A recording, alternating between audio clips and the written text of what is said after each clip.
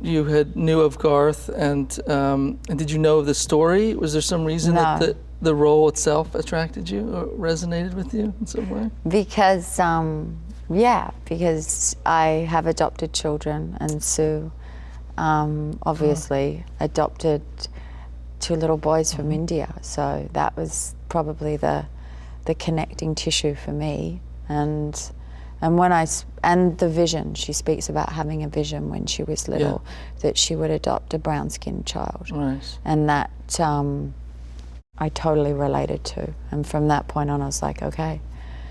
And then being Australian, the idea of playing that very strong, yet she's just deeply Australian, Sue.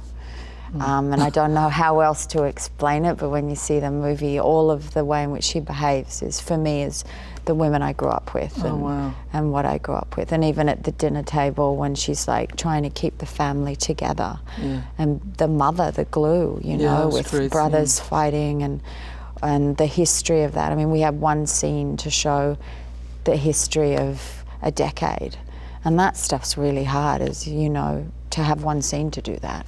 Yes. And you've got to layer that. That just takes work and time and improvisation, and then you come in and you do it. Yeah.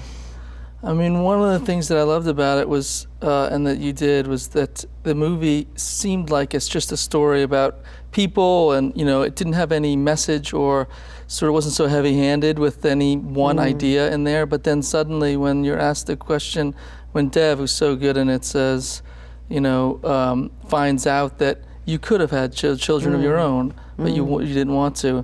It seemed like the movie suddenly became full of these ideas about like adoption and sort of what it means to adopt people, and that this kid, the young boy, did have a family out there and he just couldn't find them. And you think, like, had somebody said, I'm going to help this boy find his home instead of I'm going to take him into my home, what would happen? You know, they said at the end that there are 80,000 children a year are missing or can't find their families in India, and you think, like, well, so many of them are adopted, which is such a beautiful thing to do versus a kid who doesn't have a home. But, you know, maybe he could have found his, you know, had someone intervened in a different way and said, let's spend a little bit, some of our resources finding his home, it would have taken a different path.